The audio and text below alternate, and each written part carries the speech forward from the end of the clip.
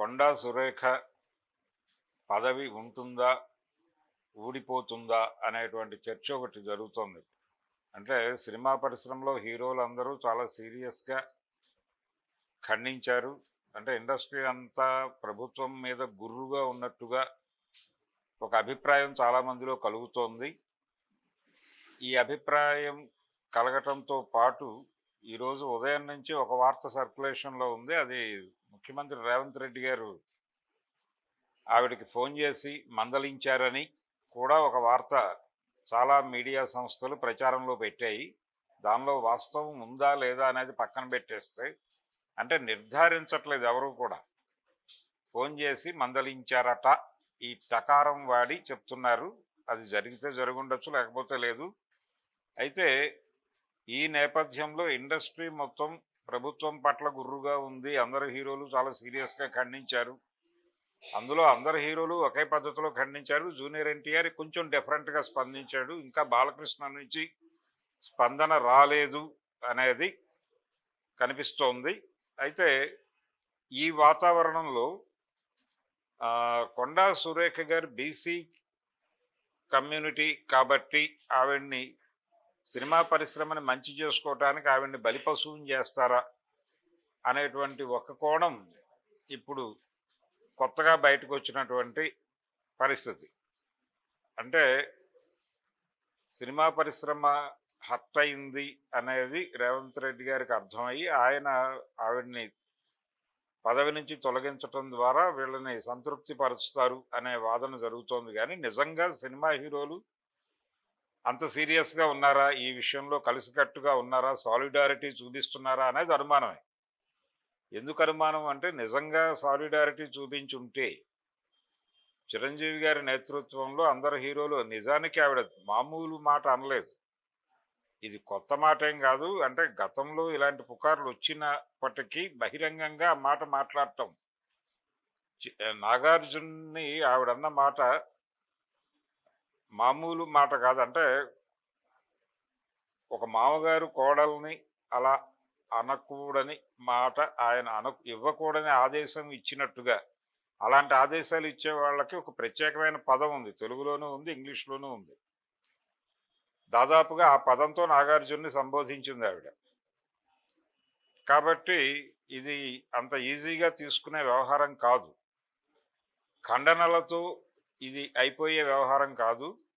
Solidarity సీరియస్‌గా తెలియజేసుంటే గనక వీళ్ళందరూ కలిసి ఒక పోలీస్ స్టేషన్‌కెళ్ళి ఆవిడ మీద కేసు పెట్టి మౌనంగా నోటికి తెల్ల రిబ్బన్లు కట్టుకుని, తెల్ల బట్టలేసుకుని అందరూ కలిసి ఓ పోలీస్ స్టేషన్‌కెళ్ళి కేసు పెడుతున్నాం మేము. మీరు తీసుకుంటే తీసుకోండి, లేకపోతే లేదు మీ దయ అని చాలా వినయంగా ఒక కాగితం అక్కడ పెట్టేసి, అలా మౌనంగా వెళ్ళిపోయి, మేము ఈ రోజు నుంచి ఏమీ మాట్లాడము.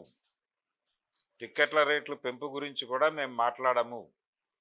ఇలా గనక హీరోలు వ్యవహరించుంటే, ప్రభుత్వం వెంటనే వచ్చి మాట్లాడేది కదా వాళ్ళతో.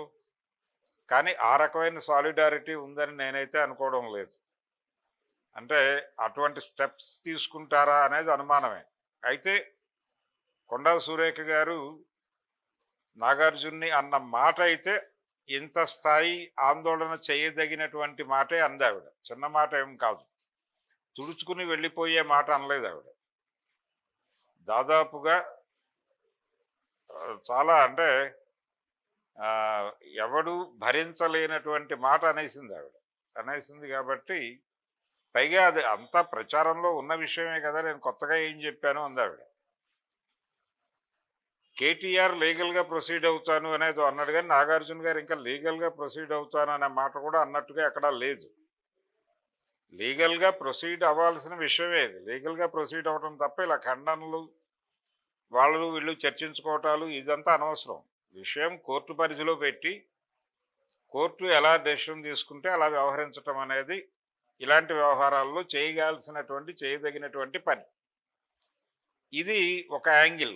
అది అటువైపు సినిమా పరిశ్రమ ఆలోచిస్తోందా లేదా? ఇండస్ట్రీలో ఆ సాలిడారిటీ ఉందా లేదా అనేది వాళ్ళు చెక్ చేసుకోవాల్సిన విషయం. నా అడ్వైజ్ అయితే సినిమా హీరోలందరూ కలిసికట్టుగా మౌనవ్రతం పాటించి వెళ్ళి ఒక కంప్లెయింట్ లాంచ్ చేయటం బెటర్.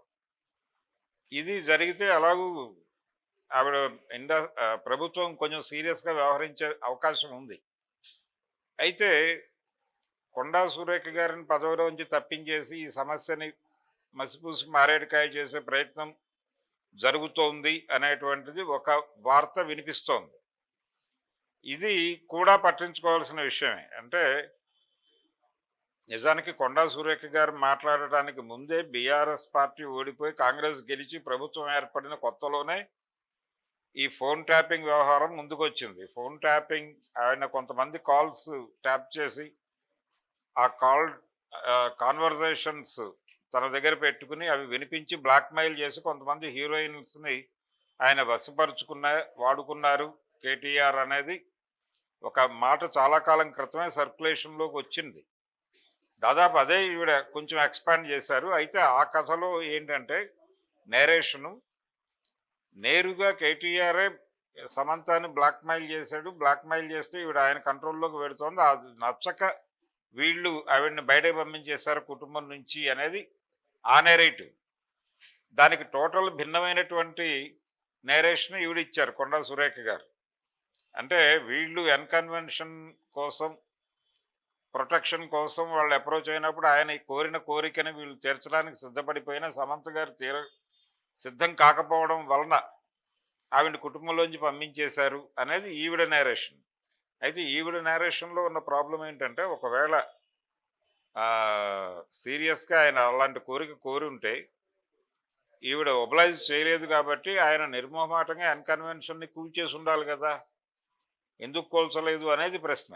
సో ఆవిడ ఆర్గ్యుమెంట్లో ఎక్కడో ఏదో మిస్గైడెన్స్ ఉండొచ్చు, ఏదో రాంగ్ ఇన్ఫర్మేషన్ ఉండొచ్చు, ఏదో సంథింగ్ హ్యాపన్ జరిగిపోయింది. కాబట్టి ఆవిడ కూడా తర్వాత క్షమాపణ ఇలాంటి మాటలేం మాట్లాడలేదు. నా మాటలు వెనక్కి తీసుకుంటాను, ఇఫ్ యు ఆర్ హర్టెడ్ అన్న పద్ధతిలో మాట్లాడింది ఆవిడ. మీరు గాయపడి ఉంటే నేను నా మాటలు వెనక్కి తీసుకుంటాను అన్నారు తప్ప క్షమాపణలు బేషరతుగా చెప్పడం లాంటి పనులు ఆవిడ చేయలే. సో ఆవిడ ఆర్గ్యుమెంట్ మీద ఆవిడ స్థిరంగానే ఉన్నారు. కాబట్టి ఇప్పుడు కొండా సురేఖ గారి పదవి ఉంటుందా, వెళ్ళిపోతుందా అనేది సినిమా పరిశ్రమ నుంచి వస్తున్నటువంటి ఈ స్పందనలు, ఈ సాలిడారిటీ అనేది ఆచరణాత్మకంగా మారితే డెఫినెట్గా ఆవిడ పదవికి గండ ఉండే ఛాన్స్ ఉంది. అలా లేకపోతే కనుక ఆవిడ పదవి ఏమిటి అనేది ఒక యాంగిల్ అయితే కొంత వాస్తవం అయి ఉండొచ్చు. అంటే ఆవిడ బీసీ కాబట్టి టార్గెట్ చేస్తారా అనే ఒక అనుమానం ఆ సెక్షన్స్ నుంచి వ్యక్తం అవటం ధర్మమే. అంటే ఏదైనా ఇష్యూని పరిష్కరించడానికి ఎవరో ఒకళ్ళని బలిపశువుని చేయటం అనేది రాజకీయ నాయకులకు అలవాటే. చూద్దాం ఏం జరుగుతుంది. కొండా సురేఖ గారి పదవి ఉంటుందా, పోతుందా అనేది మరొక 24 గంటలు దాటితే కానీ చెప్పే పరిస్థితి కాదు కాబట్టి